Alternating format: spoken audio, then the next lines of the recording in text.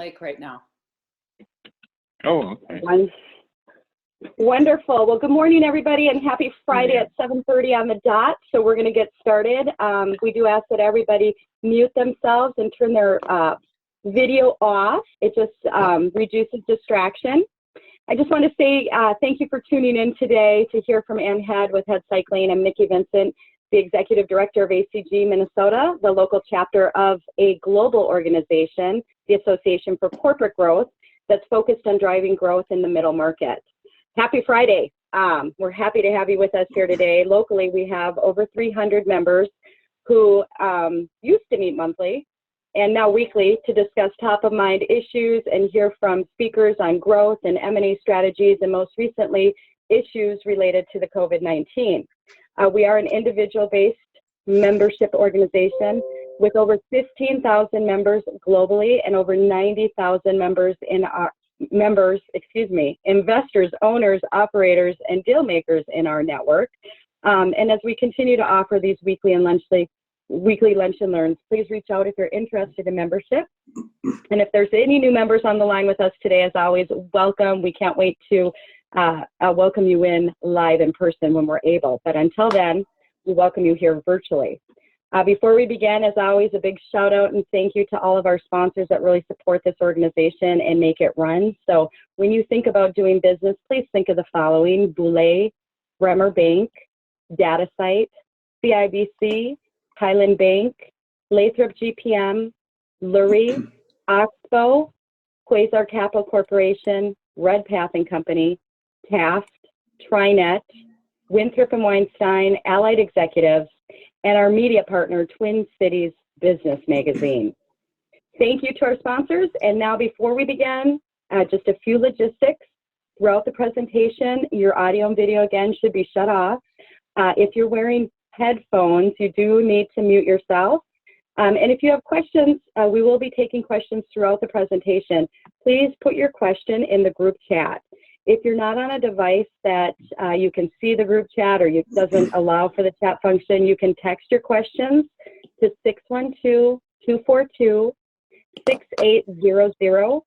And today's presentation and the audio clip will be made available on our website at acg.org/Minnesota. You have to put the Minnesota in there to get there within 24 hours.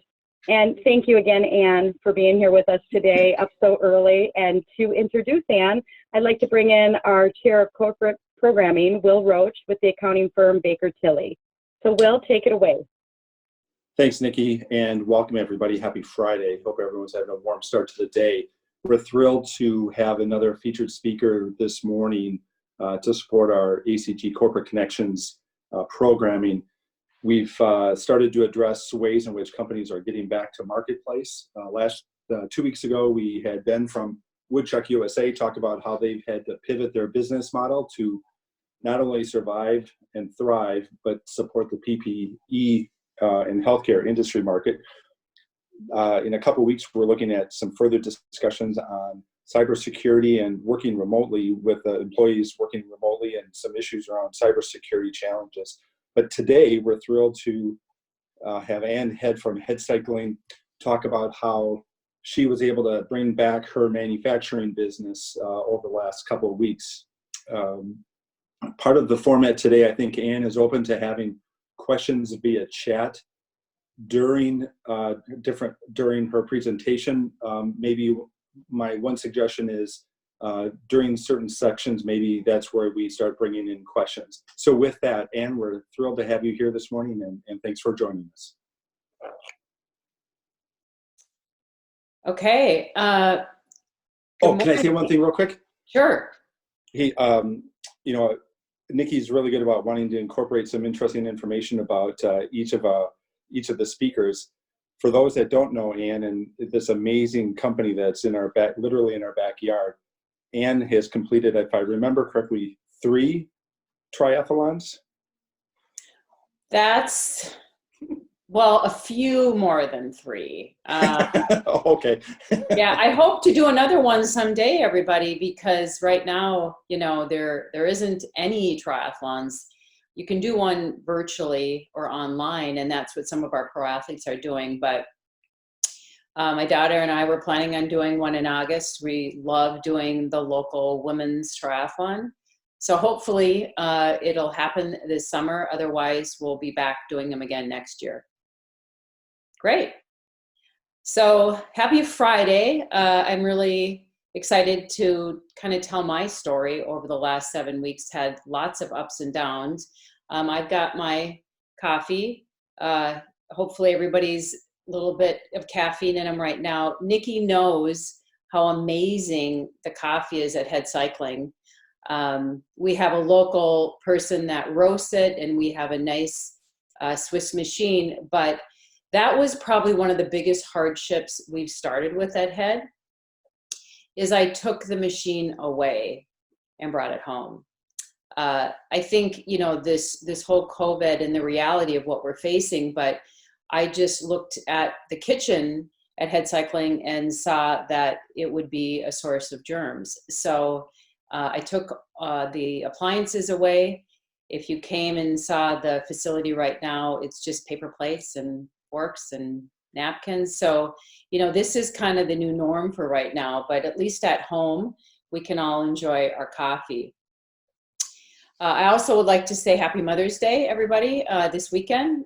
So for all the moms out there, I'm going to enjoy my weekend with my family. But, you know, I'm going to start out, I think, with just a really short 2-minute video so you have a little idea of the company. So I have my daughter here helping, and this is just a brief video so you can understand our company. Here we go.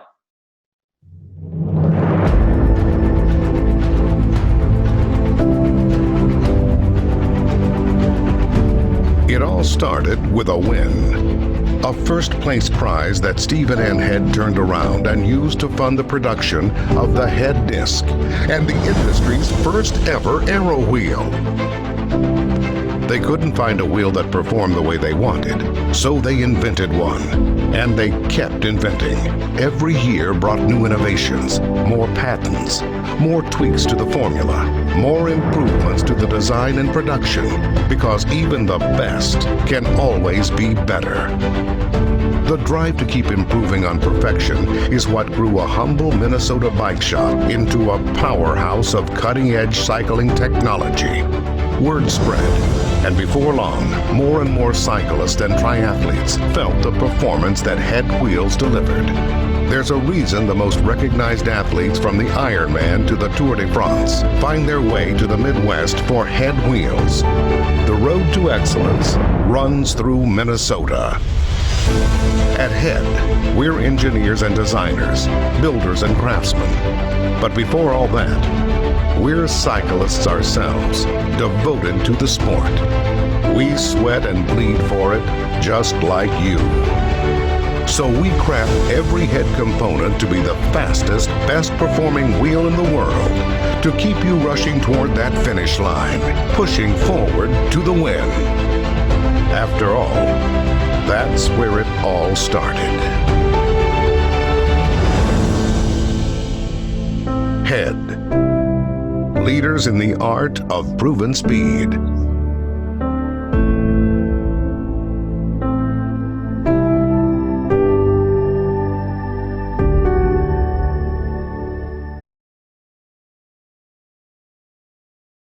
So that gives you a little idea of the background of HED Cycling. The video was actually done by my son and Phil, who does a lot of the videoing for ACG. So, you know, I try to use local people to help our company shine also.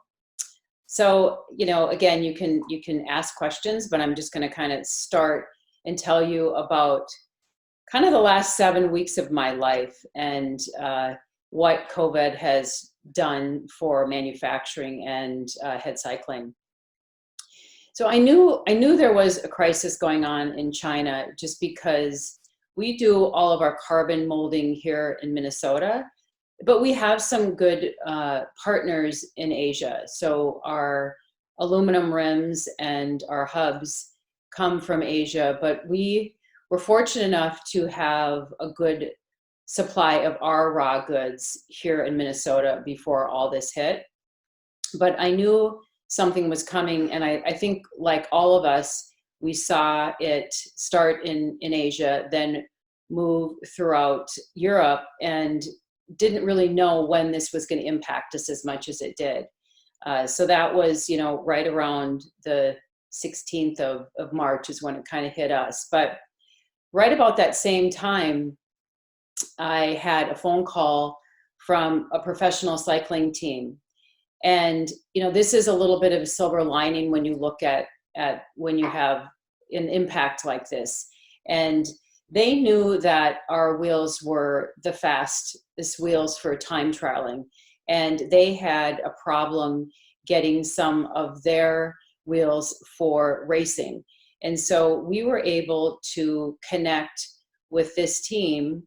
I'm going to show a photo of this bike, but it is the first ever Israeli cycling team, a professional team.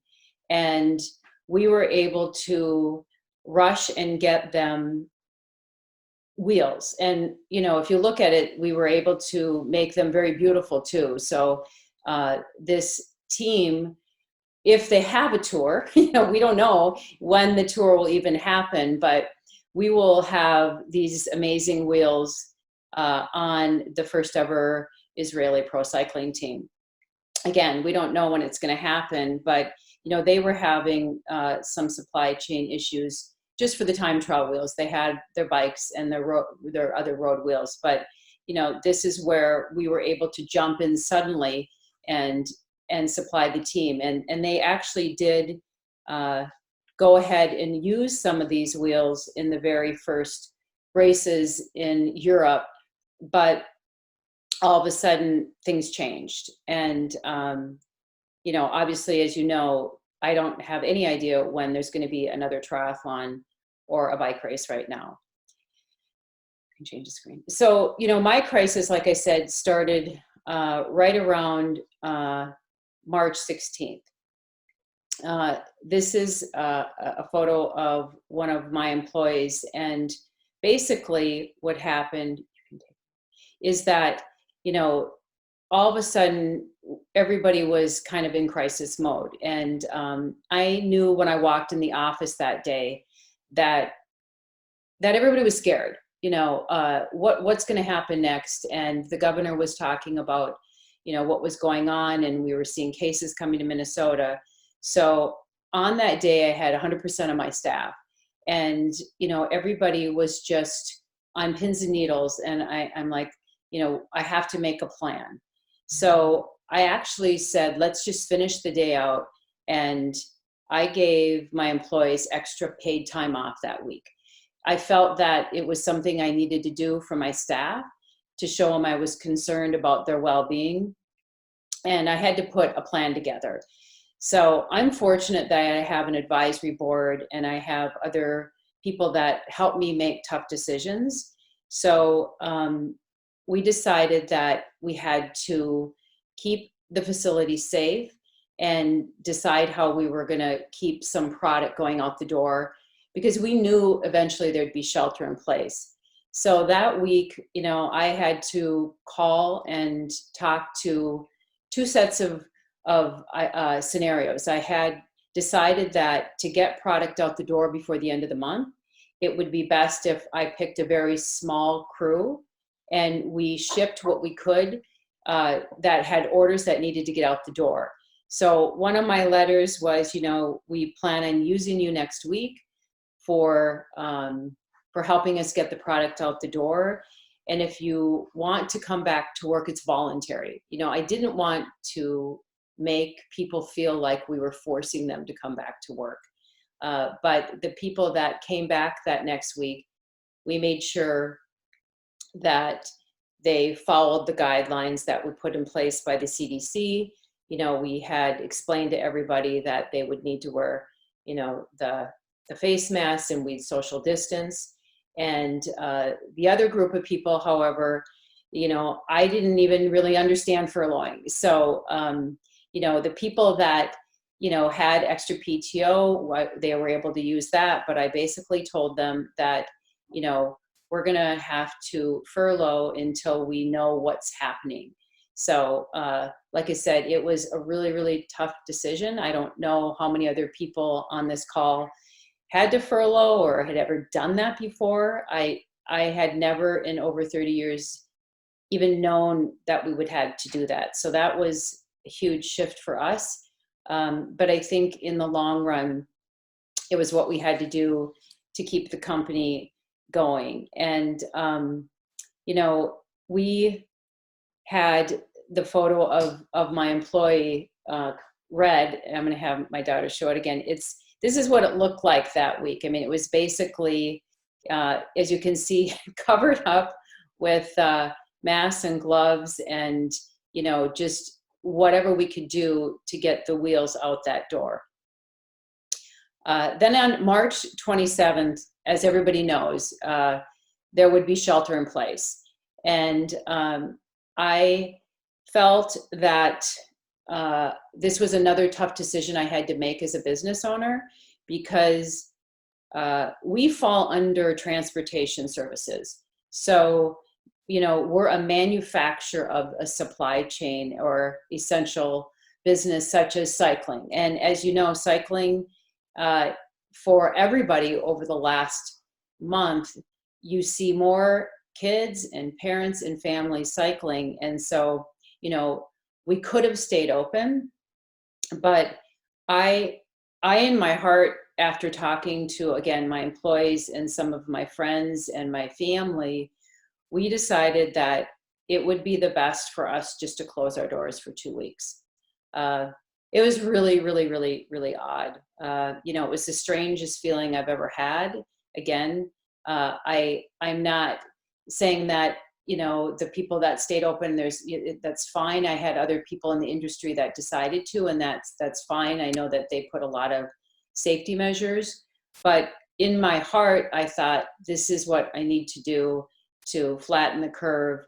And I don't regret it at all. I think it was a really good time in my life to spend more time with my family, with our pets. And what I found most engaging at that time is I was able to get on the phone tree and answer sales calls. So a lot of the folks didn't know at first who I was, and it's not like I normally do that, but I thought it really was actually kind of fun, you know, as a business owner running a lot of the day-to-day or on the high level, you don't get as much personal time with your shops.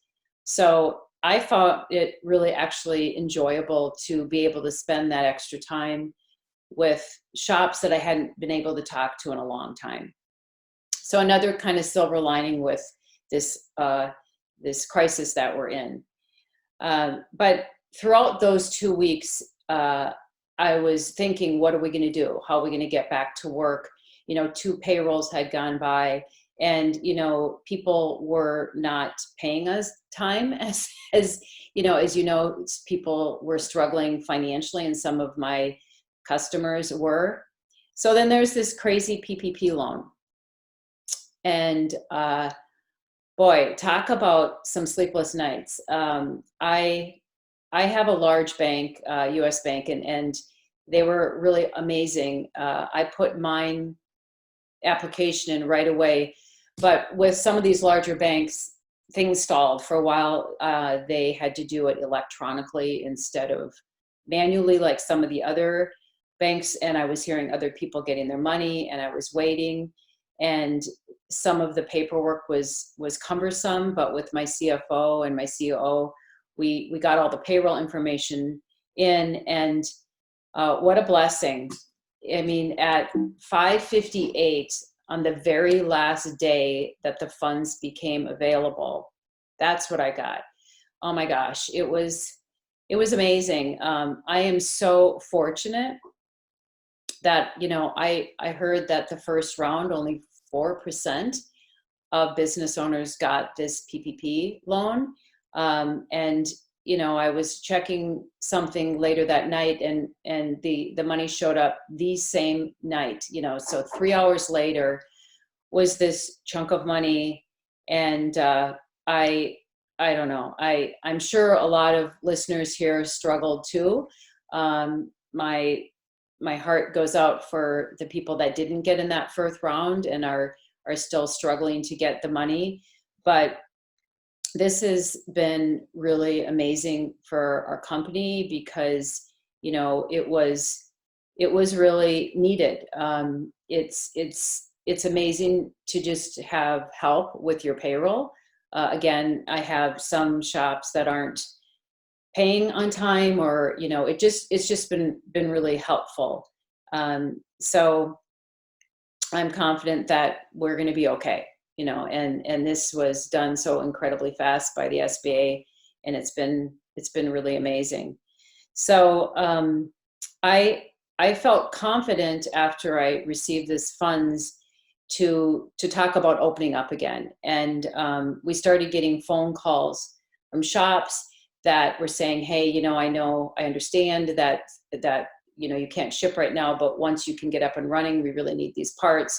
So I contacted my third-party OSHA compliance company with some paperwork and guidelines, and we were able to get some help. And, you know, we gave most of all of our N95s to the hospital staff nearby. So my lawyer's daughter is actually one of these nurses. So I felt good about donating the PPE that I had, but I knew that I needed to make the place safe for my employees too.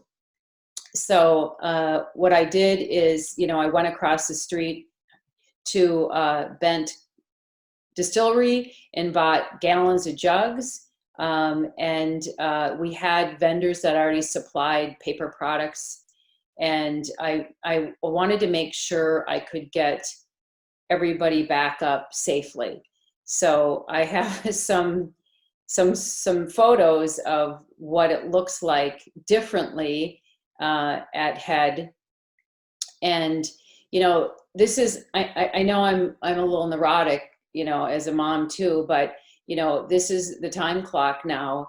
You know, it has a sign saying you need to sanitize before and after. We have disinfectant spray. And, you know, it's the way it's going to be for a while. And then, you know, this is what it looks like just in a cell. So you can see the wheels getting built. The station's very clean. Evan is wearing masks and gloves. We also have a photo of social distancing. I mean, again, we're doing everything we can to bring people back safely. So we basically were super fortunate to have a lot of our staff want to come back. So I personally called staff and was checking in on them. And, you know, it's amazing because we have pretty much 95% of our staff back. There's people that have some daycare issues, you know, so, you know, they can't come back. You know, I totally get it. As a parent, it would be really difficult to expect somebody else to be watching your child. So we are up and running, and like I said, we're doing fine. You know, I feel that we're kind of at the start of a triathlon. You know, Will and I talked yesterday, and the thing is that it's going to be a long haul. So Rebecca and I are looking forward to be back racing, and we are hoping that this will be the new norm again, that we'll be able to race. We competed last year in the all-women's triathlon. It's been a couple of years, but, you know, I feel like we're just in the beginning of the race. You know, this is going to be a long endurance, just like a triathlon is. And, you know, I feel for all of the other businesses that are struggling, the restaurants and the bars and the health clubs, but, you know, this is the times that we're in now. So what's next for HED? Oh gosh. I'm hoping that, we'll know more in a couple of months. With the PPP money, it's been very, very helpful for the business. But we are a certified women-owned business, and my hope is, eventually we'll be able to make carbon fiber parts outside of the industry also. When I was at home and, we weren't working, I contacted FEMA and I contacted the Army Corps of Engineers. We actually have a cutting machine to be able to cut different types of fabrics. There's a capability statement. So I'm going to show, what we've been working on. So we've actually started HED Composite, which is a business that we're trying to find other ways to diversify. I know like Ben from Woodcheck was on last week and he was able to completely pivot into a different business, but we're hoping that maybe we can find something also out of the cycling industry to grow the business. At this present time, I think HED Cycling is the only women-owned certified carbon molder in the US. So I'm looking to possibly a subcontractor to a prime. I actually do have a PTAC matchmaking meeting later today with some Minnesota companies to talk about our carbon production. So who knows? Next steps, my main concern is keeping our employees safe. So we had some guidelines made. So we actually trained everybody for these guidelines. We talked to them. We have, like I said, a third-party company that comes in and helps us with our OSHA compliance. Everybody went over the prevention. So we're hoping that, we won't have any cases, and that's a huge blessing we have right now, that all of our staff is healthy, and it's just kind of day by day. I'm not sure eventually what's going to happen. Like all of you, I'm hoping we can get some testing quickly for everybody. But right now we're just doing what we can to stay safe. We're working on seeing what we can do to help our employees financially also. I mean, I feel like, they're all heroes for coming and working alongside of me. So we're looking at doing some appreciation pay for them, because I think they all deserve it. My last slide here is just kind of a funny one, because, we even are concerned about our workforce and their pets. So Pancho has to stay 6 feet away from his owner. But, we're really working still on our values and our culture. And so, like I said, I'd like to hear from some of the rest of you, because, I can learn from others. But right now, we're busy. We have orders, and I want to keep people learning about our company and what we can do in the future to help everybody stay safe, but healthy too. And cycling is an amazing sport to keep people healthy. Yeah, that's awesome, Ann. Quick favor, I was wondering if you could go back a slide on your safety alert slide. Could you talk a little bit more about what that meant in terms of communicating that with your employees, the acceptance of employees, and then kind of the challenges or maybe surprises you discovered as you reopened the manufacturing? Right. So, I like I said, I had called people, and I had a couple supervisors help me also. And it was, we'd like you to come back. If you're not comfortable at this time, we're not forcing anybody to come back. Obviously, it was probably a little surprising to some of the employees, because, with the furloughed money and the extra money that was given, it was probably enticing for some of them to stay home, because some of the pay would have been very similar to not working. So I was super happy that they all wanted to come back, but we assured them that we would have enough of the PPE available for them. You know, the masks, the gloves, the sanitation sprays, and you know, they walked in, and I've never been more proud of my staff. I mean, they were very pleased to be back at work. Some of them were off for a month, and you know, I think that the dynamics is a little different now. I mean, you know, I think the culture will survive because everybody realizes that they need to have the social distancing and make sure that they abide by it. And we're doing that to protect everybody. But, you know, I think in general, I'm, like I said, really fortunate that they wanted to come back. But we made sure that they understood. I mean, right when you walk in, there's sanitation spray for all the doorknobs. You look at the door coming in, and it's, you know, CDC guidelines. All of the you know, stations have extra sanitation spray. Wheels move throughout the shop getting sprayed and make sure that they're clean, which is you know, the way it's going to be for a very long time. So to answer your question, they all read this safety sheet. They signed saying they had read it, so we know that they understood it.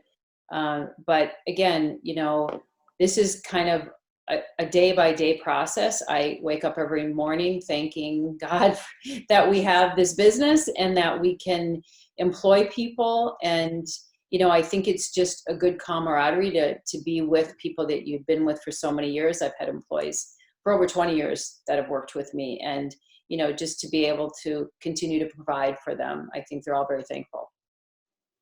So we've got some great questions we could go through.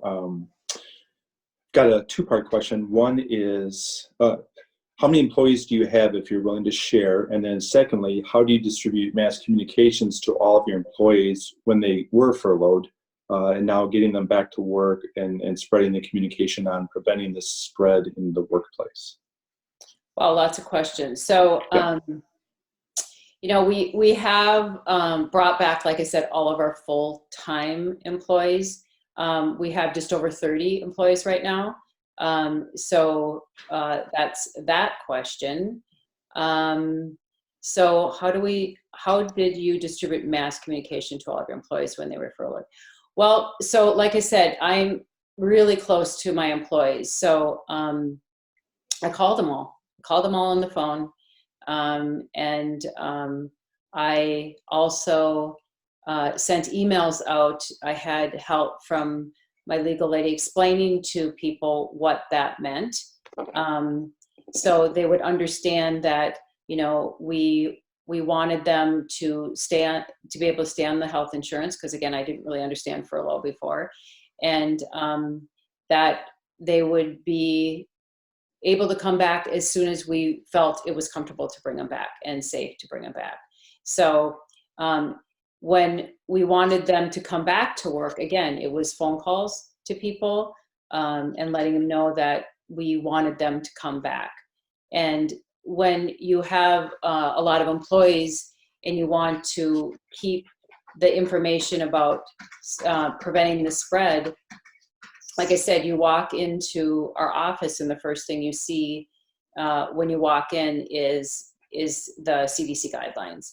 And we broke up the two departments, basically truing and molding, and had them look at this information so they know that they're safe. I see another one. Do you have staff working from home? We have a small amount of people working from home. We had our sales and marketing working from home when we were technically shut down for manufacturing. So the marketing and the sales never shut down, even for those 2 weeks. Like I said, I was having fun asking questions and answering phone calls from shops that I hadn't had in a long time. So that was what we were able to do. The other person said, do you expect your work from home policies to change? Well, I don't know. We only actually have a person, really only 1 or 2 people that are working from home now, and their jobs allow them to. You know, if you're in sales and marketing, and you can be remote. But when you're manufacturing, obviously you have to be on site. So. And could you talk a little bit about supply chain, both inbound materials and outbound to your customers? What changes are you seeing in your supply chain, accessibility to products and materials, and talk a little bit about challenges or opportunities you're seeing with your customers? So supply chain for us, like I said, we've been very fortunate. So all of our carbon fiber comes here from the US. So we haven't seen any delays in our raw goods, you know, so we've been very fortunate about that. So we are sitting really good right now with being able to use our inventory and turn it into cash. So, you know, our workforce is working hard because that inventory needs to be turned into cash. So as far as our supply of our raw goods, we're doing very good. What I'm seeing though is we export about 40% of our products out of the USA. So for almost a month, we could not ship anything to any European country, or we were able to get some product shipped over to Australia. Obviously, they've had a lot less cases, and New Zealand, they are doing amazing. But you know, we had to just hold our inventory and our orders for all of our European customers. They just couldn't take it, you know. So we've been fortunate that we haven't technically had any cancellations of orders. We've been fortunate those people really wanted our product and they said they would wait. You know, there's been a couple very small orders out of the country that I think we're just waiting for funds to arrive, and those are customers that we usually get prepaid anyways.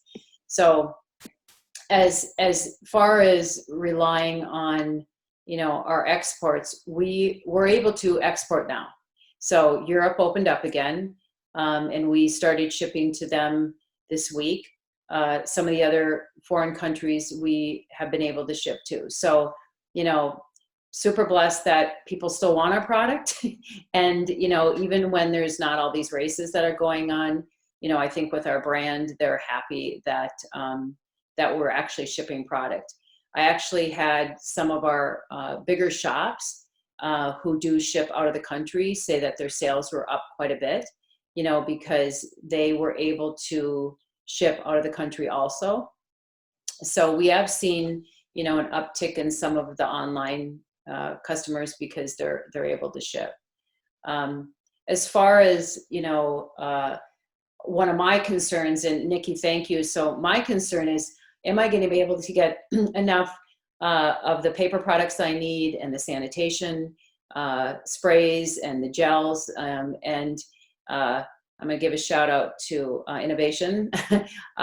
Max emailed me last night saying, hey, Annie, if you need any supplies for safety, you know, we're fine on gloves.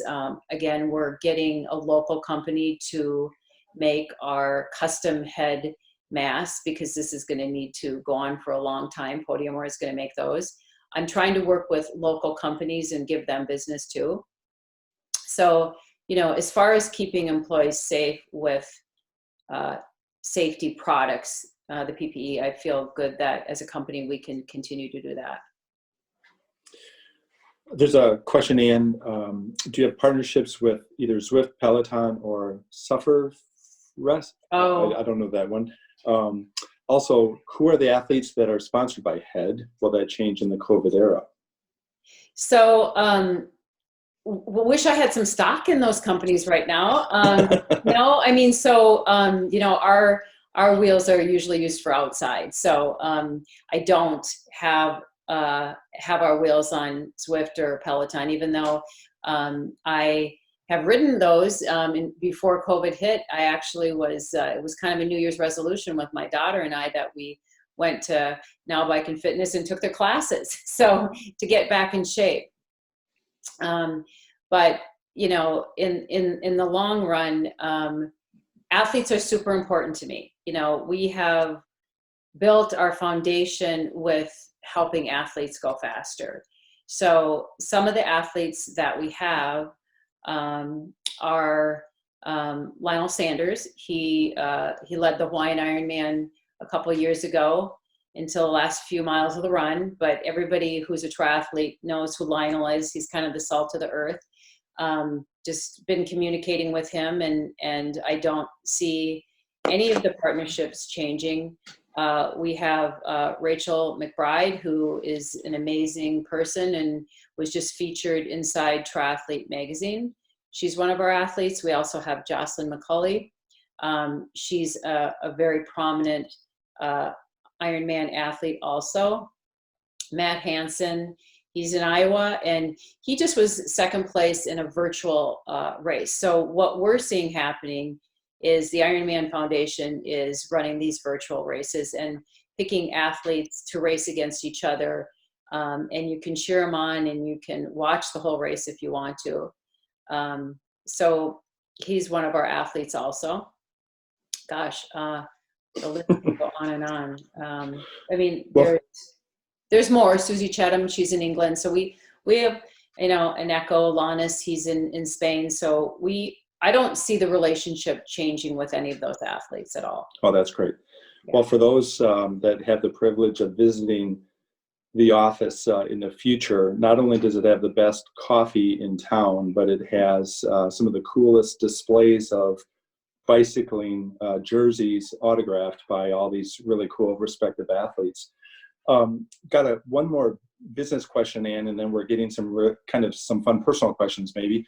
One's on PPP, if you're willing to talk about it. Question is, hearing some concerns on potential issues with repayment of loans. I'm assuming no concerns since it fits with your cash flow modeling and the fact that you didn't have to pivot your business model entirely. Question is, are you also depending on the forgiveness aspect of the loan? Oh, absolutely. I mean, I think that any business in the situation we're in right now is hoping for the forgiveness. I mean, you know, I've never seen anything like this before. And, you know, 75% of that loan has to go to payroll. The other 25% goes to utilities and rent. So we are tracking those funds very closely to hope that we can have most of this loan forgiven. I mean, again, you know, being in business for over 35 years and being self-funded, I just am, like I said, very fortunate that we got this money, and it will really help us in the long run. Like I said, for the payroll specifically, and that's what it's supposed to be used for. So my hope is that that it is forgiven, and I'm sure that with help from my CFO, we're going to track it really closely. But yes, I think it would be really amazing if we could get most of it forgiven. That's great. And what are some investments that you are thankful that you made while not in this crisis, pre-COVID, that you're now leaning on to help keep your team productive? Well, you know, we're a traction company. We're EOS traction certified. So I think the first thing I'm the most proud of as a company is our culture and our people. You know, without the long-term relationships with people in manufacturing or with any business, you know, I couldn't ask for anything better than my employees that I have sitting alongside me. So, you know, that is what I'm most thankful for. You know, as far as the rest of the business, you know, we've invested a lot just into a lot of our equipment and our machinery. So, you know, we are set up to be able to make a lot of wheels very quickly if we need to, or scale back if need be. But, you know, the equipment that we have in-house kind of sets us apart from a lot of the other manufacturers. I mean, here in the US, again, carbon molding is not what you see a lot of. So with the machinery of the CNC machines, the cutting machines, the water jet cutter, all of the lathes and the mills and the presses, you know, we would be able to pivot and make something else if need be for another diverse product. Don't know what it is yet, still looking at something like that. So I think it's, you know, number one, the people are the most important, and the employees that have helped me along, and then just having the ability to have the manufacturing in-house. I'm not relying on, you know, a third party to make a widget for me.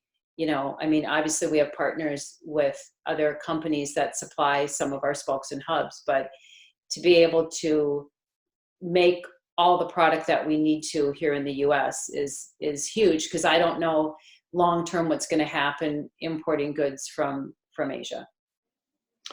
You mentioned having an advisory committee or team. Can you talk about how you leaned into that group in terms of reopening the business? Sure. So I was fortunate enough to have my CFO, Paul Harries, help me and decide after all these years that it would be good to have an advisory board. So on that advisory board, I have an accountant from Lori. I have a part-time CFO. I have a person, Steve Sullivan, that's helping me with looking at doing some of the government contract work. So, and then Chris Naylor, who is a traction implementer. So we met with these people right during this crisis and leaned on them, you know, what's best for the company, what's best for the employees. And they really helped me decide that it was okay to shut down for 2 weeks. It was what my gut was telling me, you know, but sometimes it's nice to have an advisory board look at you from a higher lens and help you make those decisions. Again, I think it was the right thing to do, but you know, it's something that I wish I would have done a long time ago, have an advisory board. I mean, you know, you're part of CEO roundtables, but these people really understand your business and advise you. I mean, it's lonely at the top. I mean, most business owners realize that, you know, without somebody to lean on, sometimes it gets really tough.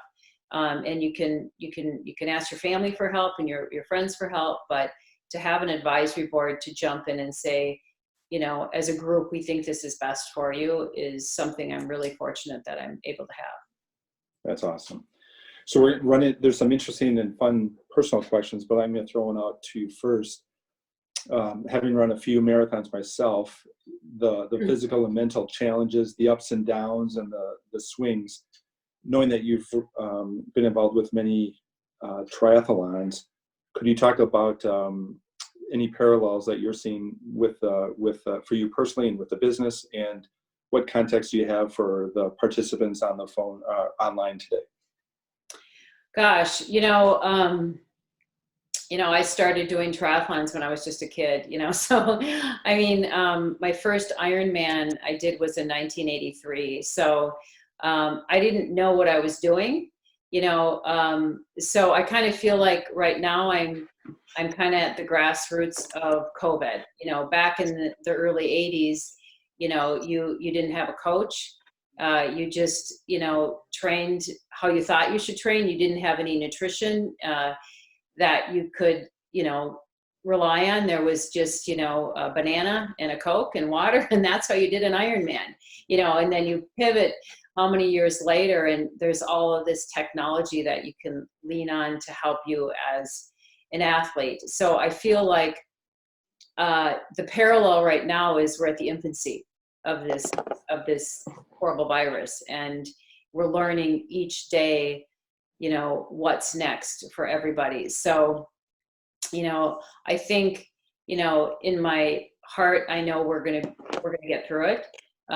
Just like doing a triathlon or an Ironman, you hop in that water and you're a little nervous at first, but every day that goes on, and it's been for pretty much everybody in the US, about 7 weeks now, we're learning how to cope with this. So, like I told you before, I feel like we're just in the swim.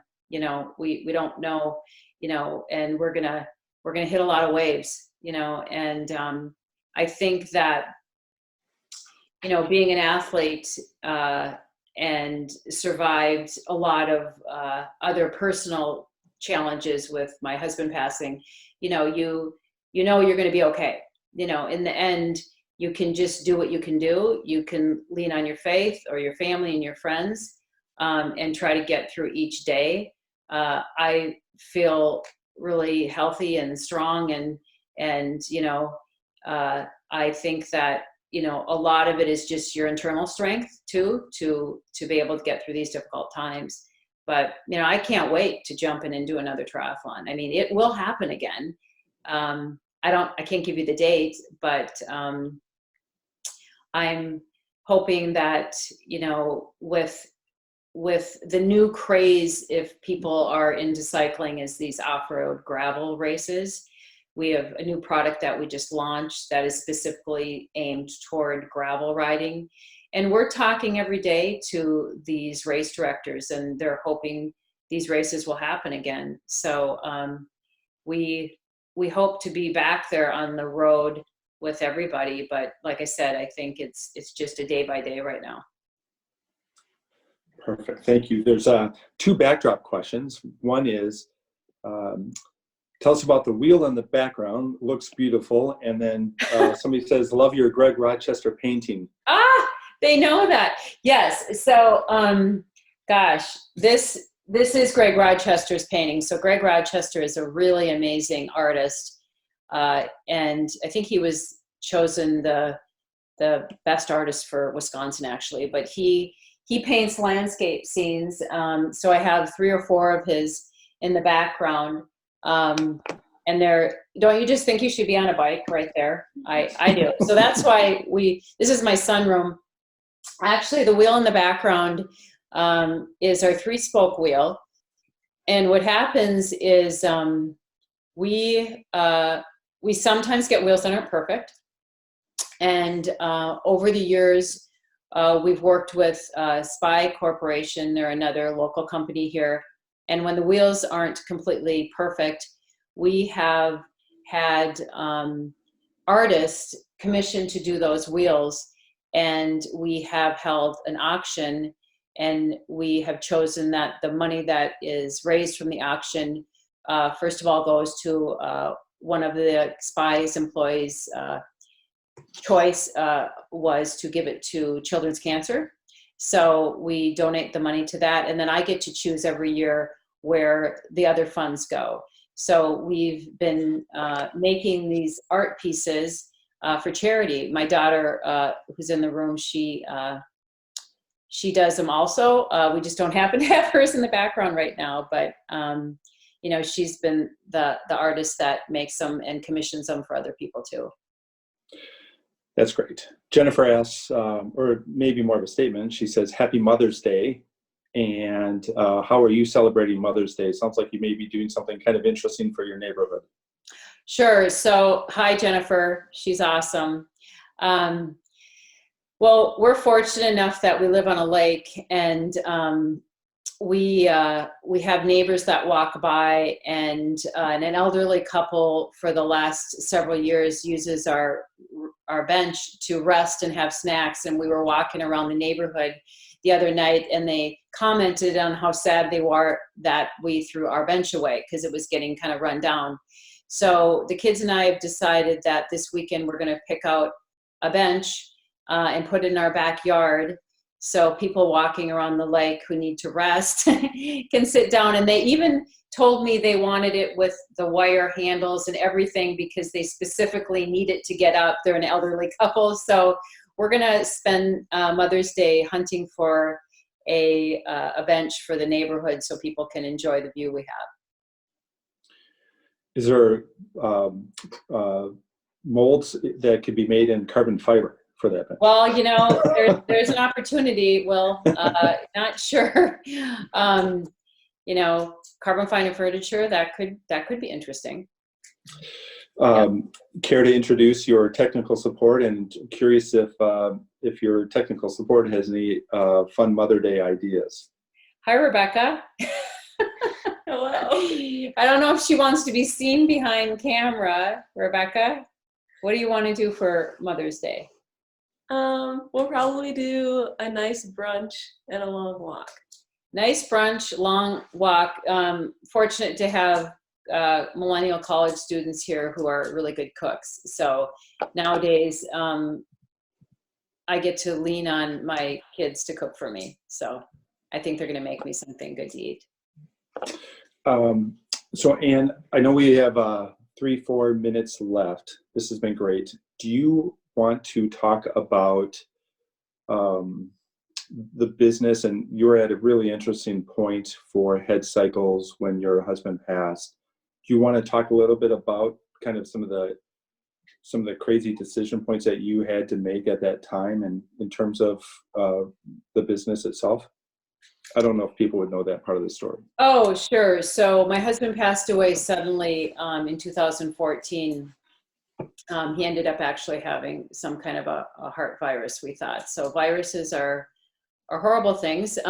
But you know, the last few words I had with them were very wonderful, because we had been working on a prototype frame with Cervelo, which is a really amazing bike company.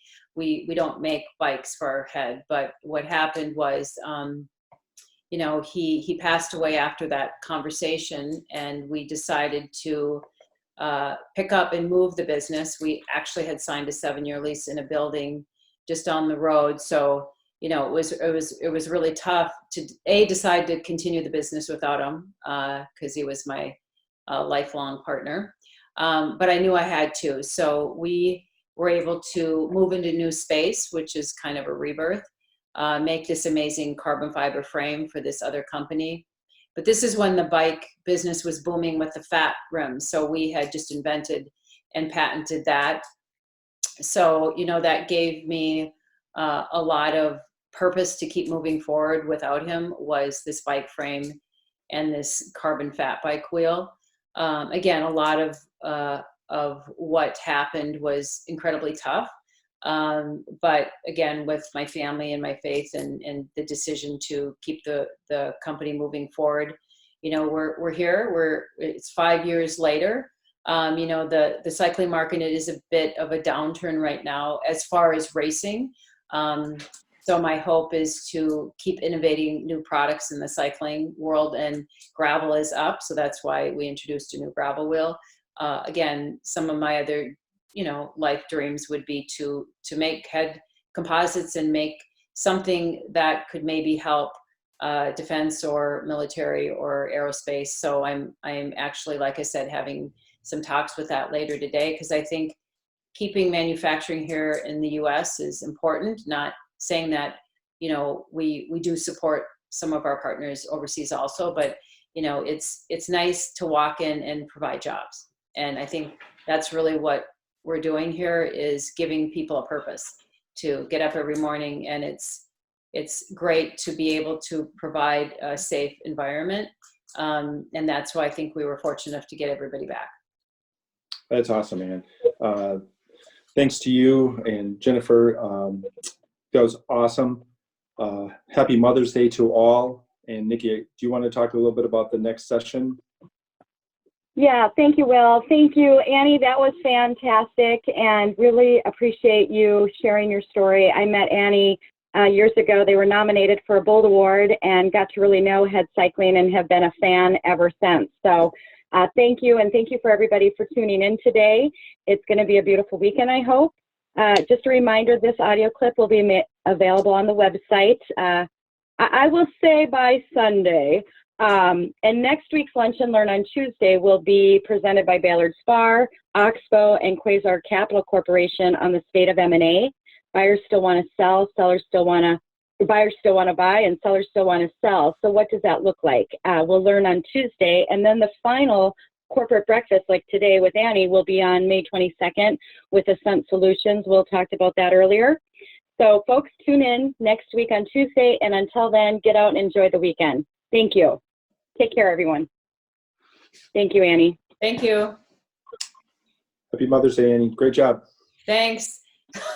Thank you, everyone. Hopefully we didn't put some people asleep, right?